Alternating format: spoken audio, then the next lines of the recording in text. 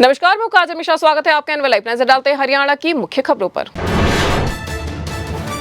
हरियाणा सरकार ने बजट में महिलाओं के लिए लाडो लक्ष्मी योजना का किया है ऐलान, जिसमें महिलाओं को हर महीने मिलेंगे 2100 रुपए। इस योजना के लिए 5000 करोड़ रुपए का किया गया प्रावधान।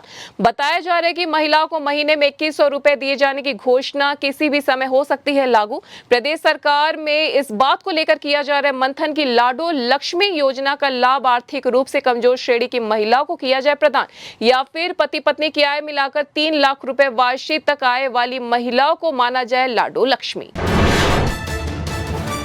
हरियाणा के बिजली विभाग की देखने को मिली बड़ी लापरवाही। बिजली विभाग ने पिछले समय से बिलों में की है गलतियां, जिसका आम जनता को भुगतना पड़ा है नुकसान। अनिल विज ने बताया कि इन बिजली के बिलों को मई महीने में किया जाएगा ठीक। बताया जा रहा है कि शहर में 1 घंटे तो गांवों में 2 घंटों में बदल दिए जाएंगे खराब ट्रांसफार्मर, फीडर तार और कंडक्टर। जल्द ही विकसित किया जाएगा एक ऑनलाइन पोर्टल, जिससे बिजली चोरी के मामलों की देखी जा सकेगी लंबित स्थिति। हरियाणा में भर्ती में एक बड़े फैसले में पंजाब हरियाणा हाई कोर्ट ने सामाजिक आर्थिक मानदंड के तहत दिए जाने वाले बोनस अंकों को रद्द करने का सुनाया फैसला। केवल भविष्य में लागू होगा यह फैसला और पहले की भर्तियों को इससे नहीं किया जाएगा प्रभावित। हाई कोर्ट ने कर दिया स्पष्ट कि स्वीकृत मालिक मामले में दिया गया निर्णय भविष्य की भर्तियों के लिए व्यापक प्रभाव वाला। हरियाणा समेत 9 राज्यों में 3000 करोड़ की ठगी के आरोपी राधेश्याम सुतार उप परम गुरु बीजेपी से नजदीकियां बढ़ाने में है प्रयासरत। राधेश्याम का सामने एक वीडियो जिसमें वह मिले दिल्ली से बीजेपी सांसद मनोज तिवारी से। इस दौरान सांसद मनोज तिवारी राधेश्याम के चरण भी छूते हुए आ रहे नजर। राधेश्याम ने सांसद मनोज तिवारी को अपनी लिखी किताब परम रहस्य में भी की भेंट।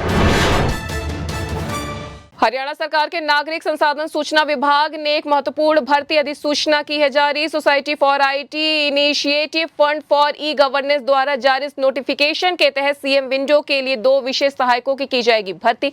इसके लिए सरकार की ओर से 20,000 रुपए मंथली सैलरी की गई है तय।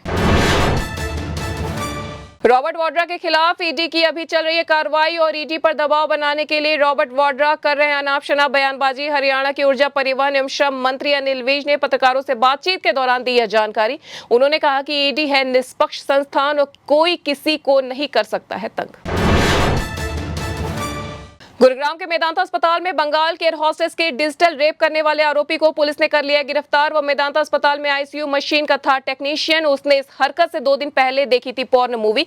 आरोपी ने कई बार एयर होस्टेस के प्राइवेट पार्ट से की छेड़छाड़। वारदात के दौरान वहां मौजूद स्टाफ को किसी न किसी बहाने काम में उलझा कर रखा ताकि उसे देख न सके कोई। एयर होस्टेस की शिकायत पर केस दर्ज होने के बावजूद वह बेखौफ होकर घूम रहा था गुरुग्राम में ही। हरियाणा सरकार के दावों के बावजूद गेहूं की ढेरियों के बीच ढेर हो गई हैं। मंडियों में खरीद व उठान की व्यवस्था। मंडियों में अभी तय लक्ष्य 75 लाख मीट्रिक टन के मुकाबले में पहुंचा आधा गेहूं ही, लेकिन इतने में ही हाँफ गई हैं मंडियां। कई मंडियों में शेड व खाली जमीन पर फसल रखने तक की नहीं बची है जगह और लगातार जारी आवक। हाल ये है कि सड़कों पर लगवानी पड़ रही है ढेरियां। हरियाणा सरकार ने राज्य के सरकारी स्कूलों में योग सिखाने का लिया है निर्णय। इसके लिए अब राज्य के पीए मॉडल संस्कृत और क्लस्टर स्कूलों में 857 योग सहायकों की जाएगी नियुक्ति। इसके अलावा योग व्यायामशालाओं के जीर्णोद्धार करने के कार्य के लिए 8 करोड़ रुपए की स्वीकृत की गई है राशि। राज्य सरकार का राजकीय योग शिक्षा और स्वास्थ्य महाविद्यालय खोलने का भी है प्रस्ताव। हरियाणा में मौसम ने ले ली है करवट। मौसम विभाग ने अंबाला, पंचकुला, यमुनानगर में बारिश और आंधी का जारी किया है येलो अलर्ट। यहां 50 किलोमीटर प्रति घंटे की रफ्तार से चल सकती हैं हवाएं। बाकी सभी जिलों में हवाओं के साथ छाए रह सकते हैं बादल। करनाल में तूफान के कारण 2 गाड़ियों पर टूटकर गिर गया पेड़। इससे दोनों गाड़ियां हो गई क्षतिग्रस्त। वहीं जिंद में आंधी से गिर गए 100 पेड़। तो ये थी हरियाणा की अब तक की मुख्य खबरें। ऐसी तमाम खबरों से जुड़े रहने के लिए देखते रहिए एनएल लाइव।